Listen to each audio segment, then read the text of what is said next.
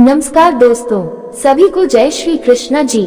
आज हम श्रीमद् भगवत गीता अध्याय 7 ज्ञान विज्ञान योग का भावार्थ रूपी घुमावदार रूप प्रस्तुत करते हैं, ताकि कोई इसे पढ़कर गहराई से समझ सके और अनुभव कर सके। ज्ञान विज्ञान योग आत्मा की यात्रा परमात्मा की ओर। कल्पना करो अर्जुन की जगह तुम हो, जीवन के युद्ध में खड़े हो, भ्रम में हो और अपने ही अस्तित्व से प्रश्न कर रहे हो। तभी तुम्हारे अंतर में एक आवाज आती है श्री कृष्ण की। वह तुम्हें बुलाते हैं, हे प्रिय आत्मन, यदि तू मुझे पूरी तरह जानना चाहता है तो मन को मुझ में लगाकर श्रद्धा से जुड़ जा। मैं तुझे वह ज्ञान दूंगा जिससे तू मुझे उसी रूप में जान पाएगा जैसे मैं वास्तव में हूँ। फिर वे बताते हैं, संसार की सारी रचना दो चीजों से बनी है, भौतिक प्रकृति, 5 तत्व, मन, बुद्धि और अहंकार। चेतन आत्मा जो इन सब का उपयोग करती है, लेकिन आत्मा इस संसार में खो गई है, भूल गई है कि उसका मूल कौन है। जैसे किसी माला में मोती होते हैं, लेकिन वे सब एक अदृश्य धागे से जुड़े होते हैं, वह धागा भगवान है। मैं ही जल में स्वाद हूँ, अग्नि में तेज हूँ, चांद सूरज की रोशनी हूँ और हर जीव की जान हूँ। तू मुझे देख नहीं पाता क्योंकि माया की धुंध ने तुझे ढक रखा है। अब सवाल उठता है, क्यों नहीं देख पाते हम परमात्मा को? क्योंकि हम राग द्वेष, सुख दुख, इच्छा अनिच्छा की कश्मकश में उलझे हैं। परंतु जो व्यक्ति दुख में मुझे याद करता है, ज्ञान की तलाश करता है, कुछ पाने की आशा से मेरी ओर आता है, या फिर जो जानता है कि मैं ही सब कुछ हूँ, वे सब मेरी भक्ति करते हैं। लेकिन सबसे श्रेष्ठ है वह ज्ञानी जो मुझे ही लक्ष्य मानता है। श्री कृष्ण आगे कहते हैं, बहुत जन्मों के बाद कोई एक ज्ञानी मुझे संपूर्ण रूप से जानता है और मेरी शरण में आता है। ऐसा महात्मा अत्यंत दुर्लभ होता है। जो लोग अलग अलग देवताओं की पूजा करते हैं, वे भी मुझसे ही जुड़े हैं, लेकिन वे रास्ते घुमावदार हैं, सीधे नहीं। वह फल उन्हें मिलते हैं, लेकिन वे सीमित होते हैं। मेरी भक्ति, मेरा ज्ञान और मेरी कृपा, यही मार्ग है मुझे पाने का। अंत में श्री कृष्ण ये रहस्य बताते हैं, जो मुझको ब्रह्म परम तत्व, अध्यज्ञ यज्ञ का रहस्य और अधिभूत सृष्टि की सत्ता के रूप में जानता है, वह मृत्यु के समय भी मुझे नहीं भूलता और वह मुझे प्राप्त होता है। अंतिम संदेश, हे आत्मा, तू कोई सामान्य प्राणी नहीं है, तू उस परम पुरुष की अंश है जिसे जान लेने पर फिर कुछ जानना शेष नहीं रहता। तू संसार के जाल से ऊपर उठ, मेरी शरण में आ और मुझ में लीन हो जा, तभी तू शांति, आनंद और मोक्ष को पाएगा। दोस्तों, अब आइए इसे और विस्तार से सुनते हैं। भगवत गीता अध्याय 7 ज्ञान विज्ञान योग का सरल और भावार्थ रूप में सार। दोस्तों, अध्याय 7 ज्ञान और विज्ञान योग भगवान को पूरी तरह जानने का मार्ग है। मुख्य बात यह है कि इस अध्याय में श्री कृष्ण अर्जुन को ये बताते हैं कि एक भक्त किस तरह आत्मिक ज्ञान, थियोरेटिकल और अनुभवजन्य विज्ञान, प्रैक्टिकल रियलाइजेशन द्वारा उन्हें पूरी तरह जान सकता है। आइए समझते हैं भगवान को जानने का तरीका। जो व्यक्ति मन को श्री कृष्ण में लगाता है और उनके प्रति पूर्ण समर्पण करता है, वह उन्हें सही रूप में जान सकता है जैसा कि वे वास्तव में हैं। भगवान की 2 प्रकृतियां हैं। पहली अपरा प्रकृति, पृथ्वी, जल, अग्नि, वायु, आकाश, मन, बुद्धि और अहंकार, भौतिक प्रकृति। दूसरी परा प्रकृति, जीवात्मा, चेतना। दोनों से यह सारा जगत संसार बना है। भगवान ही सबके आधार हैं। वे ही संसार का कारण, आधार और पालक हैं। जैसे माला में धागा होता है, वैसे ही भगवान में सारा ब्रह्मांड स्थित है। सच्चा ज्ञान यही है। भगवान कहते हैं, मैं ही जल में रस, अग्नि में तेज, चंद्र सूर्य में प्रकाश, मनुष्य में शक्ति और तपस्वियों में तप हूँ। माया और भक्ति ये हैं। संसार की माया 3 गुण, सत्व, रज, तम, अत्यंत बलवान है। केवल वे ही इसे पार कर सकते हैं जो श्री कृष्ण की शरण में आते हैं।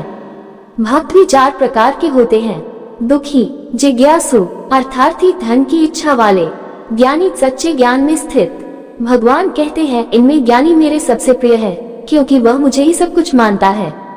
जो लोग अन्य देवताओं की पूजा करते हैं, उनके बारे में श्री कृष्ण कहते हैं कि अन्य देवताओं की पूजा भी वास्तव में मेरी ही पूजा है, लेकिन वह ज्ञानता के कारण होती है और फल भी सीमित होता है। भगवान को जानना कठिन क्यों है? क्योंकि लोग मोह में फंसे होते हैं, राग और द्वेष में। इस कारण वे भगवान को उनके वास्तविक स्वरूप में नहीं पहचान पाते। कृष्ण भगवान कहते हैं, जो मुझे जानते हैं वे जन्म और मरण के चक्र से मुक्त हो जाते हैं। वे ये समझते हैं कि भगवान ही ब्रह्म, अधिभूत सृष्टि, अध्यज्ञ यज्ञ का हेतु है। कहने का मतलब ये है कि यदि कोई व्यक्ति भगवान श्री कृष्ण को अपना सब कुछ मानकर श्रद्धा से उनकी भक्ति करे और सांसारिक माया से ऊपर उठकर सच्चे ज्ञान में स्थित हो, तो वह परमात्मा को उनके सत्य स्वरूप में जान सकता है और जन्म मृत्यु के बंधन से मुक्त हो सकता है। अब आगे सुनिए भगवान श्री कृष्ण जी क्या कहते हैं। श्री भगवान ने कहा, हे पार्थ, अब तू मेरा ये ज्ञान सुन, जिसे जानकर तू मुझे पूर्ण रूप से जान पाएगा जैसे मैं वास्तव में हूँ। यदि तू मन को मुझ में लगाकर मेरे प्रति आसक्त होकर योग में लगा रहेगा, तो तू मुझे संपूर्ण रूप से जान लेगा। मैं तुझे ये संपूर्ण ज्ञान और विज्ञान प्रायोगिक अनुभव सहित बताने वाला हूँ। इसे जानने के पश्चात संसार में और कुछ जानने योग्य शेष नहीं रहेगा। हजारों मनुष्यों में कोई एक मुझे प्राप्ति के लिए प्रयत्न करता है और उन प्रयत्नशीलों में से भी कोई एक मुझे वास्तव में जान पाता है। पृथ्वी, जल, अग्नि, वायु, आकाश, मन, बुद्धि और अहंकार, ये मेरी 8 प्रकार की प्रकृति है। परंतु हे महाबाहो, यह मेरी अपराग जड़ प्रकृति है। इससे भिन्न मेरी एक पराग जीवात्मा रूपी चेतन प्रकृति भी है, जिससे ये संपूर्ण जगत संचित जीवित है। इन दोनों प्रकृतियों से ही संपूर्ण सृष्टि की उत्पत्ति हुई है। मैं ही संपूर्ण जगत का आदि और अंत हूँ। हे धनंजय, मेरे सिवा कुछ भी उच्च नहीं है। जैसे मणियों का सूत्र में गुंथा होना, वैसे ही यह संपूर्ण जगत मुझ में गुंथा हुआ है। मैं जल में रस हूँ, चंद्रमा और सूर्य में प्रकाश हूँ, वेदों में ओंकार हूँ, आकाश में ध्वनि हूँ और मनुष्यों में सामर्थ्य हूँ। मैं धरती की शुद्ध सुगंध और अग्नि में तेज हूँ।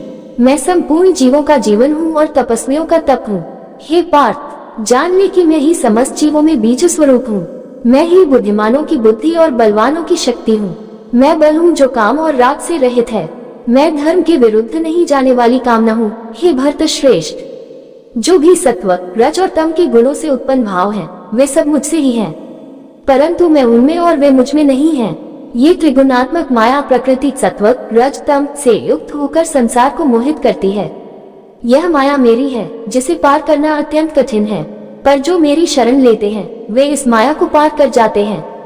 मूल लोग जो माया से मोहग्रस्त हैं और आसुरी स्वभाव वाले हैं, वे मुझे नहीं जानते जो इस समस्त सृष्टि का प्रभु हूँ। 4 प्रकार के पुण्यात्मा मेरी भक्ति करते हैं, दुखी, जिज्ञासु, धन की इच्छा रखने वाले और ज्ञानी। इन चारों में से ज्ञानी भक्त मेरे लिए सबसे प्रिय है, क्योंकि वह मुझ में स्थित होकर मुझको ही परम लक्ष्य मानता है। सभी भक्त महान हैं, परंतु ज्ञानी मेरी ही आत्मा के तुल्य है। मैं उसे अत्यंत प्रिय हूँ और वह मुझे बहुत जन्मों के बाद जो ज्ञानी है वह मुझे सब कुछ जानकर मेरी शरण में आता है।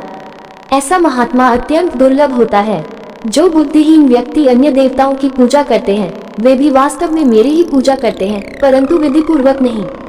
अपनी इच्छाओं के कारण जिनकी बुद्धि हर ली गई है, वे अन्य देवताओं की शरण लेते हैं और उनके अनुसार पूजा करते हैं। मैं प्रत्येक भक्त की श्रद्धा को दृढ़ करता हूँ। जो जिस देवता को श्रद्धा से पूजना चाहता है, वह भक्त उस देवता से वह वस्तु प्राप्त करता है, परंतु वास्तव में वह भी मैं ही देता हूँ। परंतु अल्प बुद्धि वाले लोग देवताओं की पूजा करते हैं और अल्प फल पाते हैं। देवताओं के उपासक देवताओं को प्राप्त होते हैं, परंतु मेरे भक्त मुझको प्राप्त होते हैं। मूर्ख जन ये सोचते हैं कि मैंने निराकार से साकार रूप लिया है। वे मेरी उस अविनाशी परम अवस्था को नहीं समझते। मैं अपनी योग माया से आच्छादित हूँ, इसलिए मैं सबके लिए दृश्य नहीं हूँ। यह अज्ञानी लोग मुझे नहीं जान पाते कि मैं अजन्मा और अविनाशी हूँ। हे अर्जुन, मैं भूतकाल, वर्तमान और भविष्य के समस्त प्राणियों को जानता हूँ, परंतु मुझे कोई नहीं जानता। संपूर्ण प्राणी जन्म के साथ ही मोह से भ्रमित हो जाते हैं, राग और द्वेष के कारण। परंतु जिन लोगों ने अच्छे कर्म किए हैं, जिनके पाप नष्ट हो चुके हैं, वे मेरी भक्ति में स्थिर होते हैं। जो लोग जन्म, मरण और दुखों से मुक्त होना चाहते हैं, वे मुझको ब्रह्म, संपूर्ण कर्मों के आधार और अध्यात्म रूप में जानते हैं।